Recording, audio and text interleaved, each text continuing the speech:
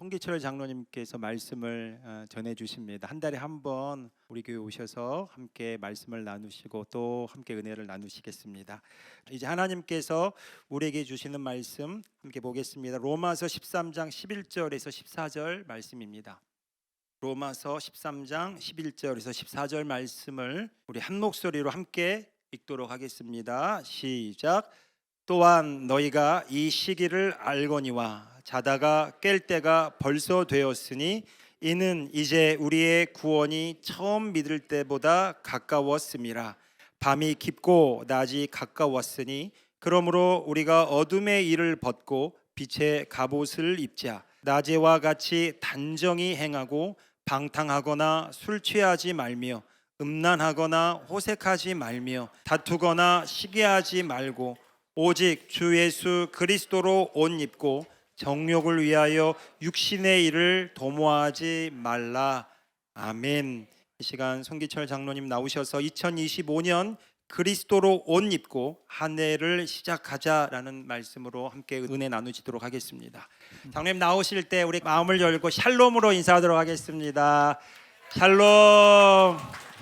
할렐루야. 사랑하고 축복합니다. 2025년 오늘 설교 제목처럼 그리스도로 옷 입고 우리 새해를 시작하는 그런 우리 모두가 되었으면 좋겠습니다. 아멘. 네, 우리 시간에 잠깐 기도하겠습니다. 주님 감사합니다. 오늘도 성령님 우리 가운데 임하여 주셔서 한 사람 한 사람 만져주시고 주의 말씀을 들을 때 그 말씀이 영이고 생명이 되어서 그리스도 안에서 들은 말씀이 우리의 심중에 풀어짐으로 그 말씀대로 생각하고 느끼고 말하고 행동하는 우리 모두가 되었음을 예수 그리스도의 이름으로 선포합니다.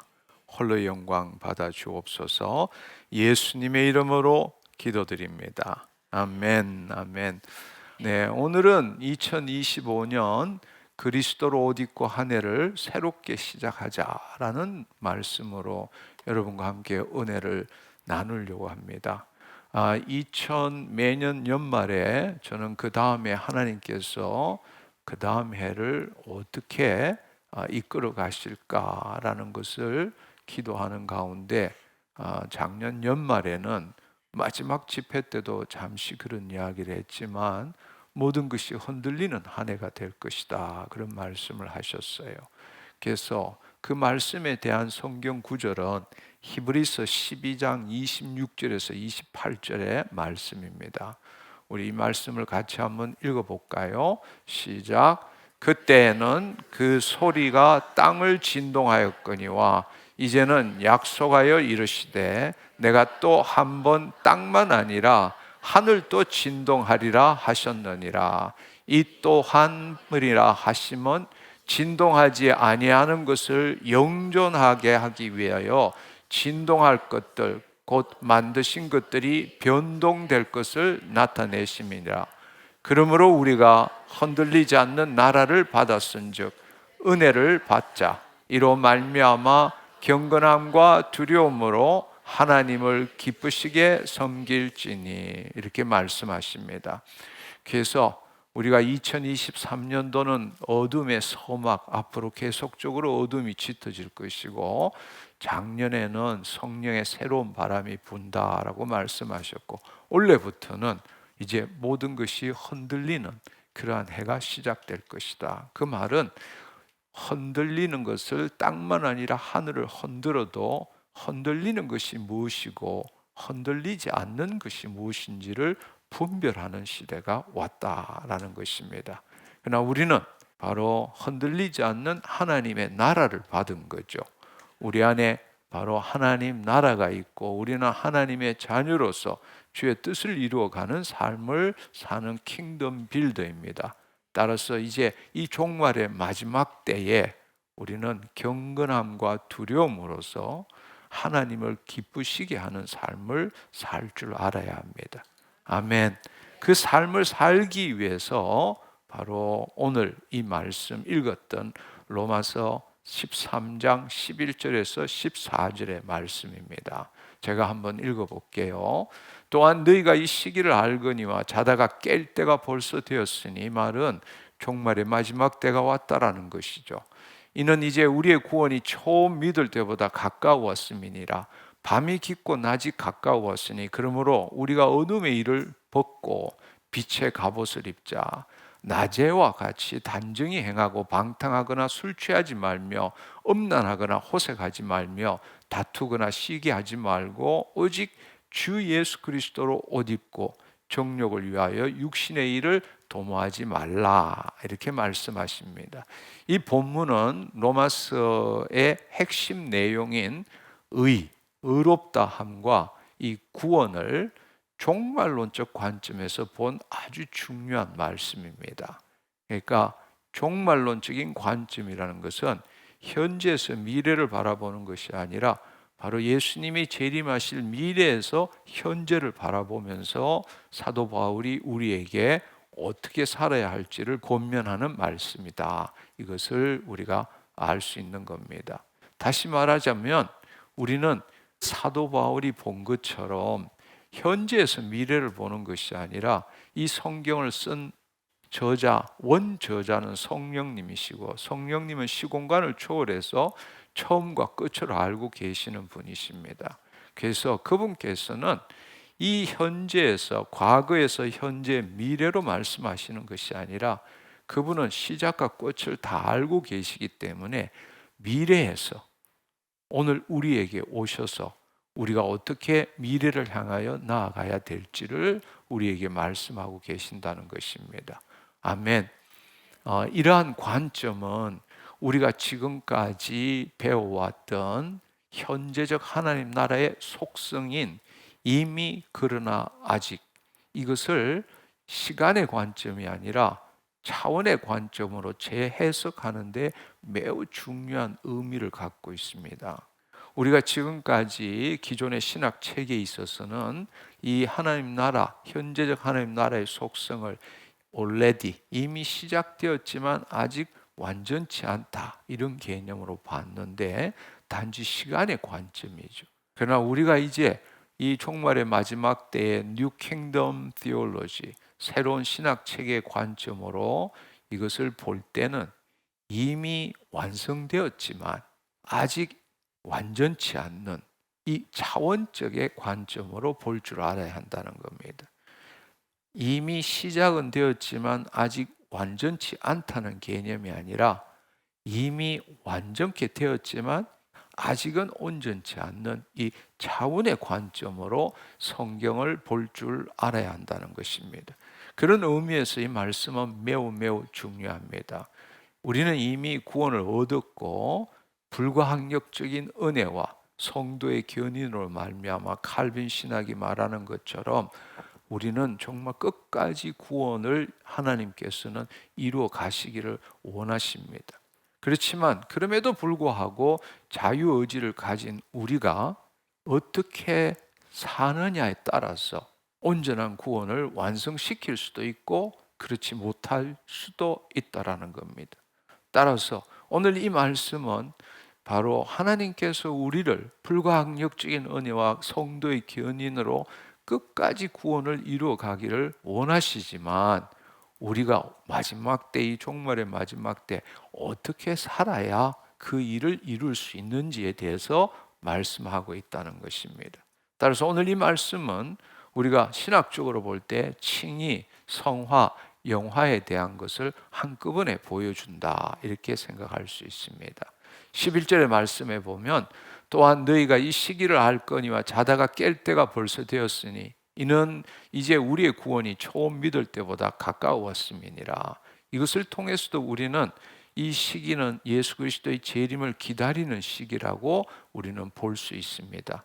이때의 시간은 비가역적인 크로노스 시간을 의미하는 것이 아니라 하나님의 구원의 계획 속에 우리의 자신의 위치를 깨닫고 우리가 어떻게 살아야 하는가를 지금 말하고 있다는 것입니다. 놀라운 사실은 초대교회 때 사람들은 예수님께서 곧 오실 것이라는 부활신앙을 갖고 살았습니다. 그렇지만 지금 우리는 2000년이 지난 이 시점에서도 예수님께서 아직 오시지 않았기 때문에 재림에 대한 소망이나 급박함, 그리고 자신의 삶을 정결케 하는 일에는 너무나 무지하거나 또 방임하는 삶을 살고 있습니다. 다시금 우리는 초대교회 때에 그 성도들이 가졌던 믿음으로 회복해야 된다는 사실입니다. 초대교회 때 사람들은 재림 후 부활의 몸을 입은 자신을 정말로 믿었어요.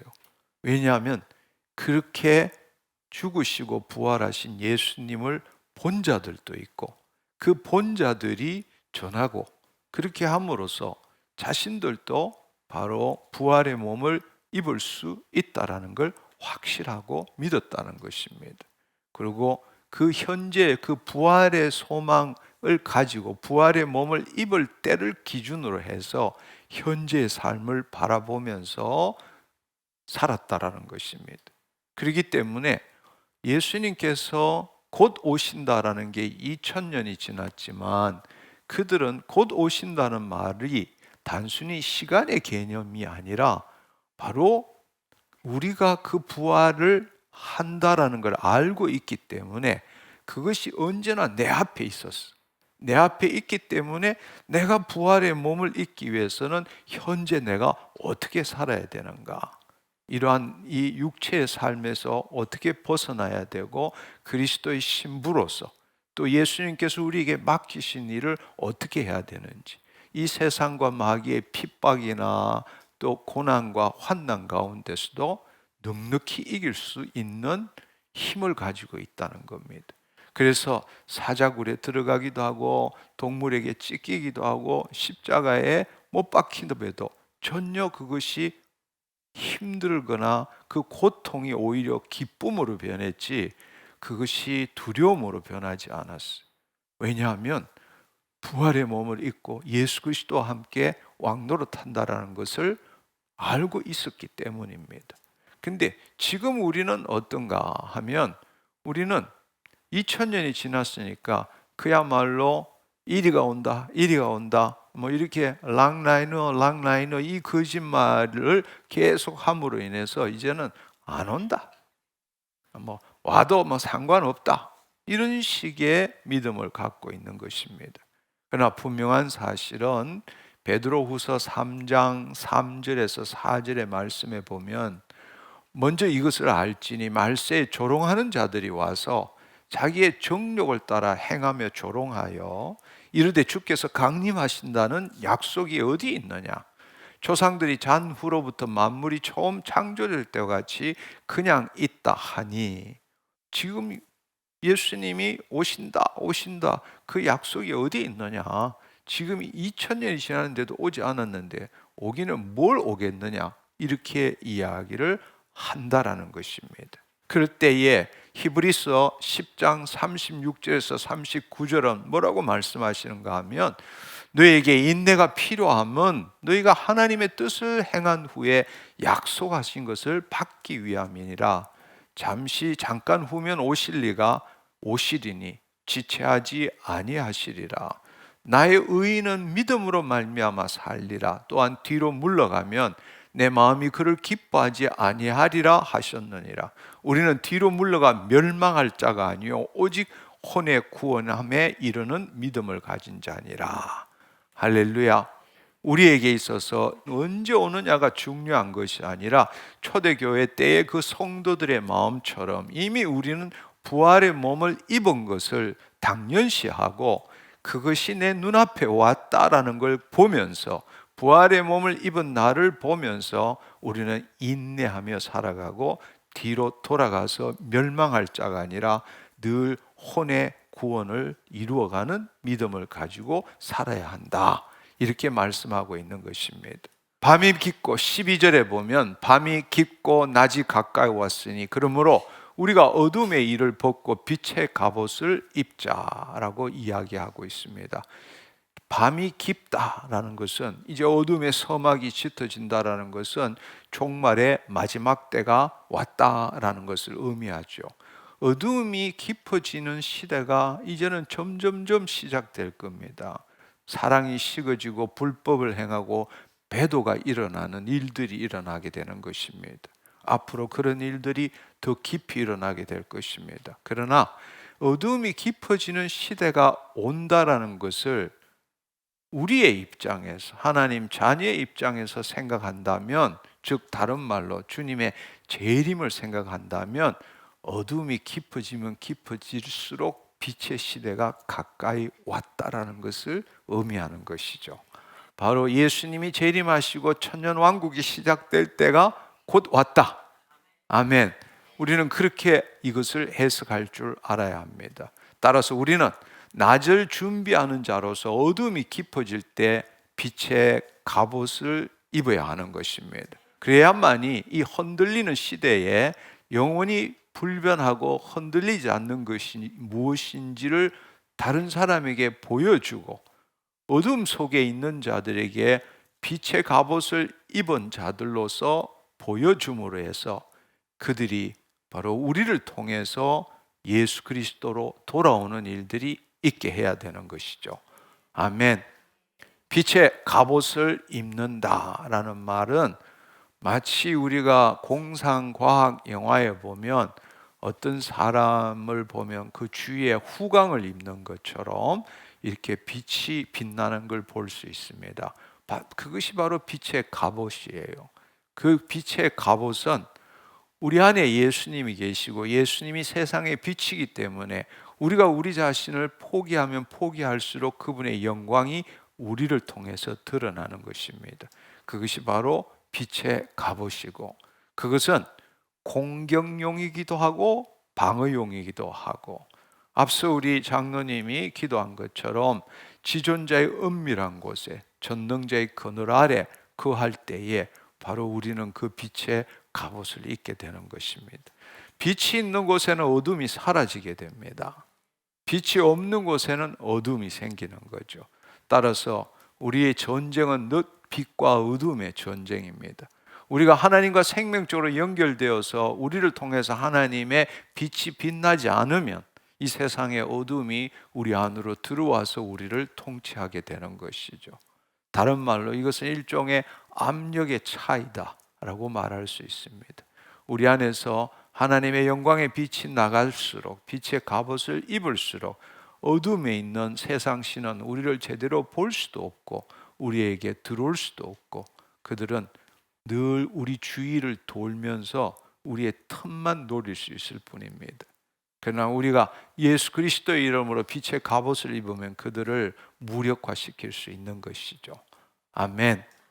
그래서 고린도후서 4장 6절 7절의 말씀에 보면 어두운 가운데 빛이 빛이라 말씀하셨던 그 하나님께서 예수 그리스도의 얼굴에 있는 하나님의 영광을 아는 빛을 우리의 심중에 비추셨느니라. 우리가 이 보배를 이 질그릇에 가졌으니 이는 심히 큰 능력은 하나님께 있고 우리에게 있지 아니함을 알게 하려 하심이니라. 우리 안에 하나님의 영광의 빛이 있습니다. 아멘. 아멘. 우리의 심중에 하나님의 생명의 빛이 빛나고 있다는 것입니다. 근데 우리가 거짓자로 내 생각과 내 몸을 붙들고 있는 이상 그 빛이 우리를 통해서 세상으로 나타나지 못하고 있는 겁니다. 따라서 자기를 부인하고 자기 자신을 주님께 의탁하는 만큼 우리를 통해서 우리 안에 있는 하나님의 영광의 빛이 발산된다. 그것을 여러분들이 알기를 축원합니다. 할렐루야. 이것은 희미한 빛이라도 어둠이 짙어지면 짙어질수록 더 분명하게 볼 수 있습니다.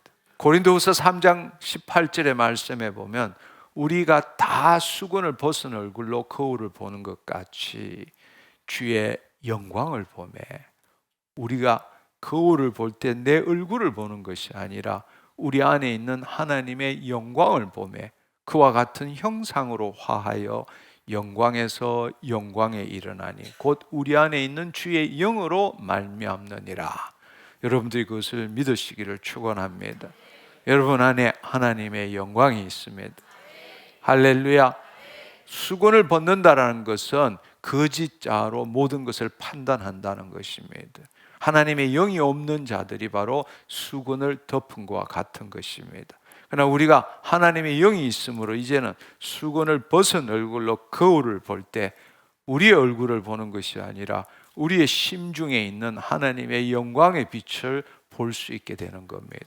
우리 자신을 부인하고 거짓자를 포기하면 포기하는 만큼 영광으로 영광에 더 큰 영광으로 나타나게 된다는 사실입니다. 아멘. 다시 한번 말씀드리지만 영적 싸움은 혈과 육에 대한 것이 아니죠. 정사와 권세와 이 세상의 어두운 주관자들과 하늘에 대한 악한 영이지만 그 싸움에 승리하기 위해서는 우리가 빛의 갑옷을 입어야 하고 하나님의 영광이 우리를 통해서 나타나야 한다는 것입니다. 아멘. 그 일을 위해서는 마귀는 우리가 하나님의 영광이 드러나지 못하도록 하기 위해서 매일매일 우리에게 문제를 만듭니다. 그리고 우리로 하여금 문제 해결로 인생을 보내기를 원하는 것입니다.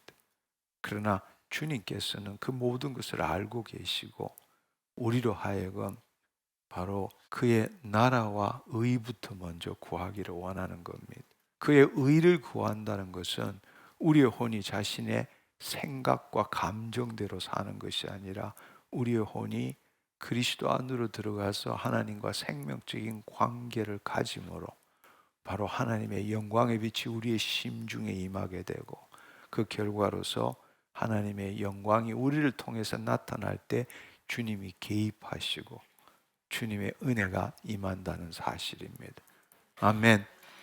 지금이야말로 모든 것이 흔들리는 이때에 흔들리지 않는 유일한 사람은 바로 빛의 갑옷을 입은 사람들입니다. 어둠이 다가오지 못하기 때문입니다. 빛이 빛나면 어둠은 어떻게 할 수가 없어요. 빛이 빛나면 어둠은 물러가게 되는 것입니다.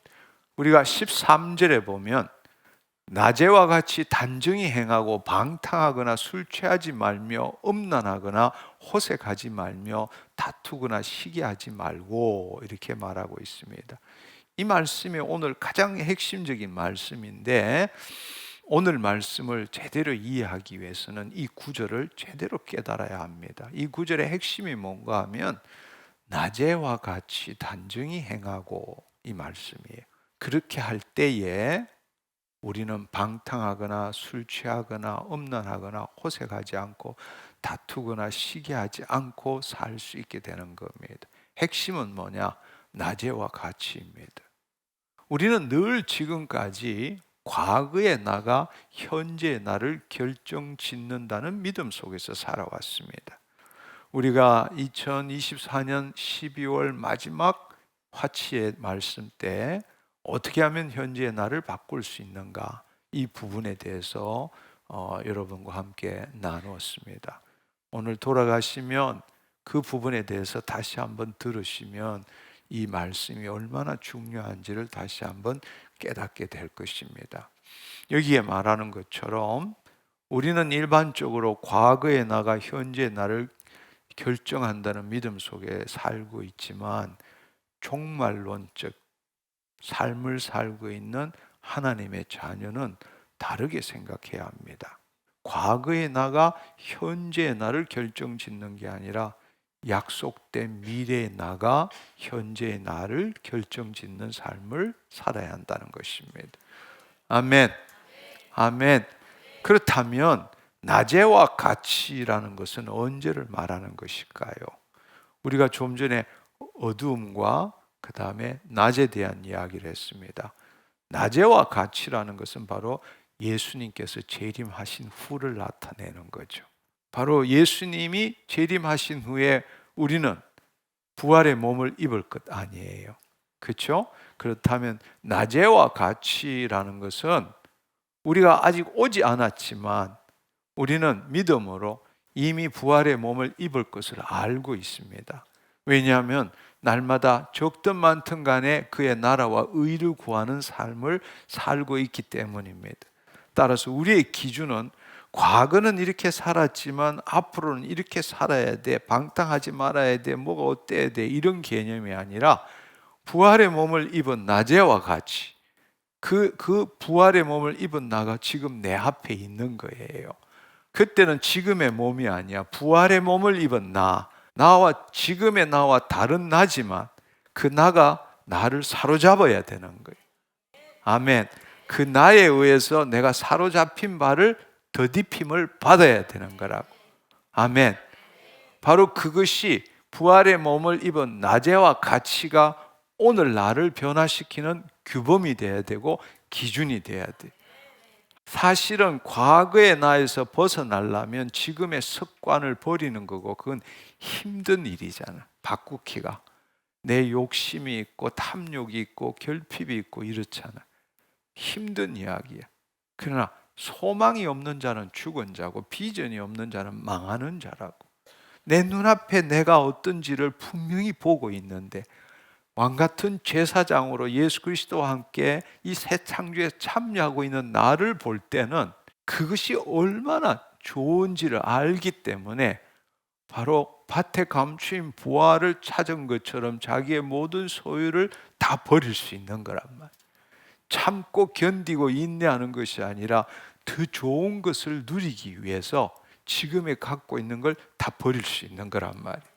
바로 이 미래의 나를 보지 못하기 때문에 현재의 나를 바꾸는 것이 그렇게 힘든 거란 말이에요. 그러나 미래의 나, 나제스와 같이, 나제와 같이라는 것이 내 눈앞에 있다면 내가 지금의 몸이 아니라 예수님이 입었던 부활의 몸을 입고 우리 시공간을 초월해서 이 땅에 예수 그리스도와 함께 제사장 왕노릇을 하고 있다. 그리고 그것이 얼마나 좋은 삶인지를 내 눈앞에 생생하게 본다면 지금 있는 이 모든 것들을 아낌없이 다 버릴 수 있게 되는 거예요. 할렐루야. 나제와 같이, 이것이 핵심이. 그래서 이미 시작되었지만 아직 완성된 것이 아니고 이미 완성된 거야. 믿음으로 이미 완성되었지만 아직 완전치는 않아. 할렐루야. 그래서 우리는 이미 완성된 걸 봐야 되고 그 완성된 걸 봄으로써 아직 완전치 않는 것을 포기해 나가는 거란 말이에요. 그것이 우리의 삶이다. 우리가 예수 그리스도 안에서 하나님의 의가 되었다는 사실과 새로운 피조물이 되었다는 사실을 정말로 알고 확신하고 체험한다면, 정말 하나님의 자녀라는 사실을 안다면 영으로서 몸의 행실을 죽이는 차원적인 삶을 살 줄 알아야 한다는 것입니다. 아멘. 다시 한번 말하지만 우리를 변화시키는 것은, 이 마지막 때에 우리를 변화시키는 것은 과거의 나에서 벗어나는 것이 아닙니다. 낮에와 같이 미래의 나가 있기 때문에 현재의 나를 변화시키는 삶을 살 줄 알아야 한다는 것입니다. 아멘. 왜냐하면 그 미래의 나를 볼 때에, 지금 그 미래의 나를 가질 때에, 그럼에도 불구하고 우리 안에 여러 가지 문제들이 들어오고 어려움이나 힘든 이런 일들이 마귀들이 만들지만, 우리가 미래의 나를 볼 때 놀라운 사실은 로마서 8장 38절 39절의 말씀처럼 내가 사도 바울이 경험한 거예요. 내가 확신하노니 사망이나 생명이나 천사들이나 권세자들이나 현재일이나 장래일이나 능력이나 높음이나 깊음이나 다른 어떤 피조물이라도 우리를 우리 주 그리스도 예수 안에 있는 하나님의 사랑에서 끊을 수 없으리라. 그 사랑을 체험하게 되는 거예요. 그 미래의 나가 있을 때에, 미래의 나가 있다고 해서 현재의 나가 고통이 없는 건 아니에요. 그러나 그 미래의 나가 분명하게 눈앞에 보일 때는 말할 수 없는 하나님의 사랑을 느끼는 거예요. 힘들고 어렵고 지치더라도 바로 여기에 있는 우리 주 예수 그리스도 안에 있는 하나님의 사랑에서 우리를 끊을 게 아무것도 없다라는 겁니다. 그 사랑이 느껴지는 거예요. 하나님과 생명적 관계가 있는 자는, 하나님과 생명적 관계가 있는 자가 미래의 나를 확실하게 볼 때는 모든 것을 이길 수 있는 것은 그분의 사랑 때문이에요. 사랑만이 기적을 일으키는 거예요. 사랑만이 모든 걸 바꿀 수 있어요. 여러분, 누가복음의 돌탕 이야기도 생각해 봐요. 그 돌탕 둘째 아들이 바뀐 것이 어떤 아버지가 내린 조건이 아니에요. 사랑 때문이지. 말할 수 없는 사랑, 한량 없는 사랑, 끊임없는 사랑, 어떻게든 간에 나를 놓지 않는 그 사랑. 어떤 일이 있더라도 나는 너를 포기할 수 없어 라는 그 사랑. 그 사랑을 느낄 때 우리는 이길 수 있게 되는 것입니다. 아멘. 그렇습니다. 여러분들도 그 사랑을 체험하기를 축원합니다. 하나님께서는 궁극적으로 우리를 구원하신 이유는 하나님의 창조 목적을 이루시기 위해서 우리에게 각자 소명을 주시고 소명에 따른 그 일을 통해서 주님을 나타내기를 원하시는 것입니다. 우리는 지금도 그것을 이루기 위해서 하루하루 살아가는 겁니다. 여러분이 무슨 일을 하든 간에 이 땅의 삶을 사는데 그 모든 일들은 바로 하나님의 창조 목적을 이루는 일로 구속되어져야 합니다. 그야말로 일, 만남, 시간, 재정, 건강. 너무나 안타까운 사실은 자신은 구속받았어. 예수님의 피값으로 다시 삶으로 인해서 하나님의 자녀가 되었는데 막상 살아가는 매일의 삶의 요소인 일, 만남, 시간, 재정, 건강은 하나도 구속하지 않아. 옛날과 똑같은 방식대로 돈 더 벌기 위해서, 좋은 사람 만나기 위해서, 내 목적을 이루기 위해서 이런 방식들로 살아가고 있는 거예요. 이제는 우리 자신을 구속시켰다면 바로 삶의 요소인 일, 만남, 시간, 재정, 건강도 구속시켜야 합니다. 나를 위해서가 아니라 하나님을 나타내는 수단으로 사용되어져야 한다는 사실입니다. 그래야만이 하나님의 창조 목적을 이룰 수 있다라는 것입니다. 그것이 바로 세상 사람들과 육체에 기초한 그리스도인과 우리의 차이입니다. 킹덤 빌드의 차이입니다. 할렐루야. 여러분 한번 생각해 보세요. 그의 나라와 의를 구한다는 것은 어메이징한 일이. 우리는 무엇을 추구하는 삶을 삽니다. 늘 날마다 결핍과 부족 때문에 뭐를 더 가져야 되고 누구를 더 만나야 되고 뭐를 이루어야 되고 늘 뭔가 목적을 갖고 추구하는 삶을 살아가게 됩니다. 그렇지만 예수님께서 이 땅에 오셔서 우리에게 주신 하나님 나라 복음의 핵심은 추구하는 삶이 아니고 그런즉 너희는 먼저 그의 나라와 의를 구하라.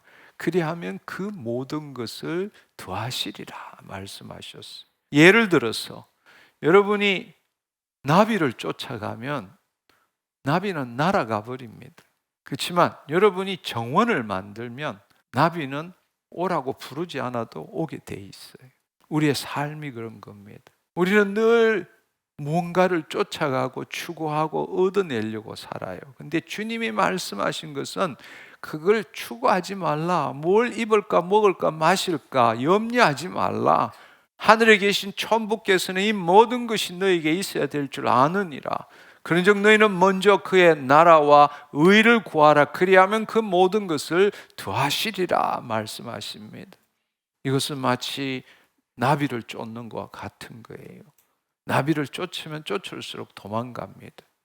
그러나 우리가 정원을 만들면 도망갔던 나비들이 다 모여들게 돼요. 그 모든 것을 더하시게 된다는 사실입니다. 우리는 새로운 삶을 살아야 합니다. 아멘. 아멘.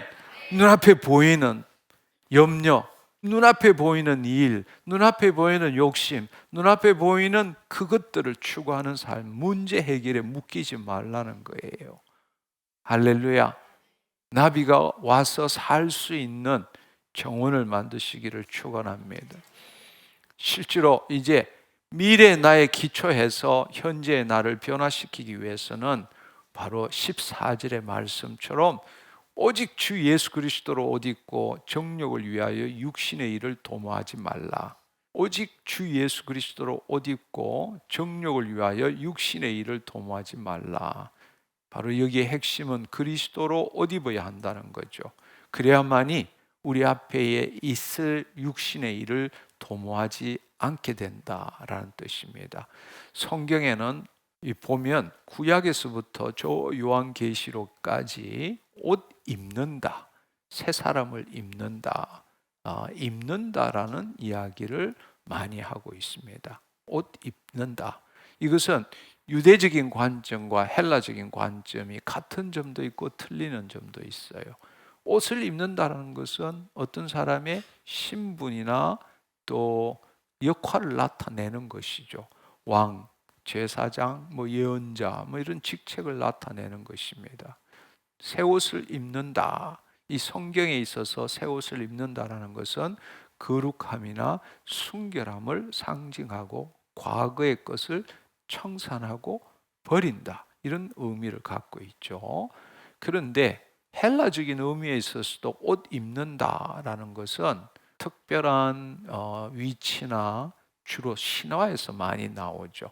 옷을 입는, 새 옷을 입는 것들을 이렇게 비유적으로 표현하지만 유대적인과는 좀 틀리죠. 이게 벗다, 입다 이런 이야기를 헬라적, 그리스적, 이원론적인 관점으로 이야기하자면 육체는 영혼이 입는 옷으로 비유되죠.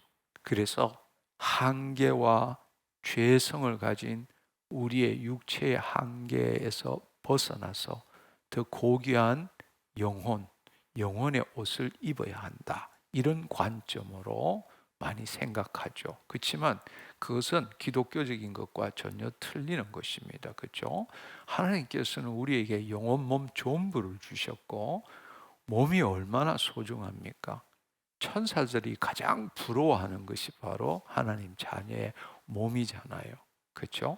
근데 우리는 이 몸과 육체와 영혼을 분리시켜서 육체는 하찮은 것이고 영혼은 거룩한 것이다. 이런 이원론적으로 생각해서 입다, 벗다 이런 이야기를 하는데 그것은 기독교적인 것과는 아주 상관이 없는 이야기입니다.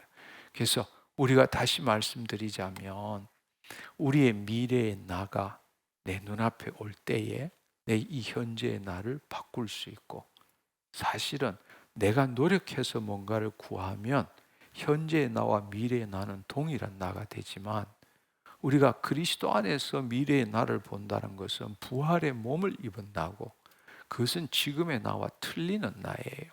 근데 그 부활 몸을 입은 나가 나를 사로잡아야 되고 내가 그것에 덧입혀져야 되고 그것에 삼켜져야 되고 그래서 하나가 되어야 되는 것이죠. 그래서 그것을 나타내는 아주 중요한 말씀이 고린도후서 5장 2절에서 4절의 말씀이에요. 참으로 우리가 이 땅에 있어서 탄식한다.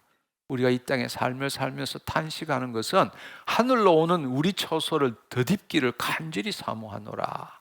우리 안에 이미 하늘의 나, 이 미래의 나가 있다라는 사실이 이렇게 입으면 우리가 벗은 자로 발견되지 아니하려 함이니라. 하나님의 생명 없이 사는 자가 아니라 우리가 이렇게 덧입는 것은 하나님의 생명에 의해서 사로잡힌다는 이야기예요. 참으로 이 장막에 있는 우리가 지금 이 육신, 지금의 몸을 가지고 살아가는 우리가 짐진 것 같이 수고했지만 무거운 짐진 것 같이 살아가면서 탄식하는 것은 빨리 이 몸이 죽고 우리 영혼이 하늘로 올라가는 것이 아니라 벗고자 함이 아니고 오히려 덧입고자 함이니 할렐루야. 그 하나님의 영광의 몸이 나를 사로잡는 것을 경험하기를 원한다는 것입니다. 죽을 것이 생명에 삼킨 바 되게 하려 함이니라. 얼마나 놀라운 말씀입니까? 우리가 이 성경을 다시 볼 줄 알아야 돼요. 우리는 이 성경을 너무나 시간적인 관점에서 모든 걸 해석하지만 실제로 하나님 나라 관점에서 볼 때 이 성경의 모든 말씀은 차원에 관한 것이 이미 아직이란 시간의 관점을 새롭게 해석해야 돼. 이미 시작되었지만 아직 완전치 않다가 아니라 이미 완전케 되었지만 아직 온전치 않는 이 관점으로 성경을 다시 볼 줄 알아야 한다는 것입니다. 할렐루야. 마지막에는, 과거에는 우리가 타락한 다음에 무화과 나무 잎으로 우리 스스로 옷 입었어. 근데 하나님께서 가죽 옷을 입히셨어. 그러고는 신약에 와서는 우리가 옛사람을 벗어버리고 새 사람을 입게 하셨어. 그리스도로 옷 입어라, 이 뜻이죠. 새 사람이 되었기 때문에 그리스도로 옷 입어라, 이렇게 말씀하셨어요. 그리고 정말 놀라운 사실은 재림 후에는 어떻게 되느냐? 재림 후에는 세마포를 입게 되죠. 흰 옷을 입게 되는 겁니다. 흰 옷을 입은 무리가 주님 보좌 앞에서 그분께 영광 올려드리는 정말 신비롭고 놀랍고 아름다운 일이 일어나게 될 것입니다. 우리가 바로 이 그리스도로 옷 입고 이 마지막 종말의 마지막 때에 육신의 일을 피하며, 어떻게? 주님 사랑 때문에 이 육신의 일을 넉넉히 이기고 살아갈 때는 우리는 놀라운 삶을 살아갈 수 있게 되는 것입니다. 아멘. 우리가 결론적으로 몇 가지를 살펴보면, 그리스도로 옷 입는다는 것은 무엇을 의미하는가? 첫 번째로는 태생과 신분이 바뀌었다는 것을 아는 것입니다. 갈라디아서 3장 27절에 보면, 누구든지 그리스도와 합하기 위해서 세례를 받은 자는 그리스도로 옷 입었느니라. 이사야 61장 10절의 말씀에 보면, 내가 여호와로 말미암아 크게 기뻐하며 내 혼이 나의 하나님으로 말미암아 즐거워하리니 이는 그가 구원의 옷을 내게 입히시며 공의의 겉옷을 내게 더하심이, 신랑이 사모를 쓰며 신부가 자기 보석으로 단장함 갖게 하셨음이라 말씀하십니다. 할렐루야. 우리는 구원의 옷을 입고 공의의 겉옷을 입은 자입니다. 또 하나님의 의를 나타내는 삶을 사는 자입니다. 왜냐하면 너희는 서로 거짓말을 하지 말라. 옛사람과 그 행위를 벗어버리고 새 사람을 입었으니 이는 자기를 창조하신 자의 형상을 따라 지식에까지 새롭게 하심을 입은 자니라. 그러므로 너희는 하나님의 택하사 거룩하고 사랑받은 자녀처럼 긍휼과 자비와 겸손과 온유와 참음으로 옷 입고 라고 말하고 있습니다. 그리고 마지막으로 그리스도로 옷 입은 자들은 재림 후의 삶을 볼 줄 알아야 합니다. 재림 후에 흰옷 입은 걸 볼 줄 알아야 한다는 겁니다. 요한계시록 7장 9절의 말씀에 보면, 이 일 후에 내가 보니 각 나라와 족속과 백성과 방언에서 아무도 능히 셀 수 없는 큰 무리가 나와 흰옷을 입고 손에 종려가지를 들고 보좌 앞과 어린 양 앞에 서서 바로 우리의 아버지 되시는 하나님 아버지와 우리를 구원하신 어린 양 예수 그리스도 앞에서 흰옷을 입고 죄를 지었음에도 불구하고 그분의 피로 붉은 것으로 적심으로 인해서 오히려 흰옷이 되는 거죠. 어린 양의 피에 그 옷을 씻음으로써 흰옷이 되는 거죠. 우리 삶을 우리 스스로 생각하면 정말 너무나 죄와 죄악 가운데 살고 있잖아요. 근데 그럼에도 불구하고 내 안에 오신 예수 그리스도로 말미암아 우리를 흰옷 입은 자로 만들어 주시는 그분 때문에 우리가 살아가고 있는 것입니다. 근데 그때에 우리도 그 속에 들어 있는 거예요. 아무도 셀 수 없는 엄청난 큰 무리가 나와 흰옷을 입고 손에 종려가지를 들고 보좌 앞과 어린 양 앞에 서서 7절, 13절, 14절의 말씀에 보면, 장로 중 하나가 응답하여 나에게 이르되 이 흰옷 입은 자들이 누구며 또 어디서 왔느냐?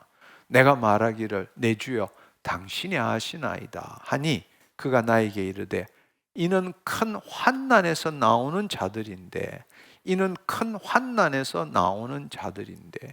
이제 어둠이 시작되고 또 모든 것이 흔들리는 이 종말의 마지막 때는 환난의 때입니다. 이제 그 성경에 나온 것처럼 언제인지는 우리는 알 수 없지만, 우리 때인지 다음 세대인지 언제인지는 모르지만 우리는 항상 바로 부활의 몸이 내 눈앞에 있는 초대교인들처럼 살 줄 알아야 한다는 것입니다. 그 큰 환난을 이긴 자가 된 거예요. 그래서 요한계시록 2장 3장에 보면 이기는 자, 바로 이 마지막 때에 있을 환난과 고난과 전쟁과 이 수많은 이 어둠 속에서 뚫고 나오는 자, 이 큰 환난에서 나오는 자들인데 어린 양의 피에 그 옷을 씻어 희게 하였느니라. 할렐루야.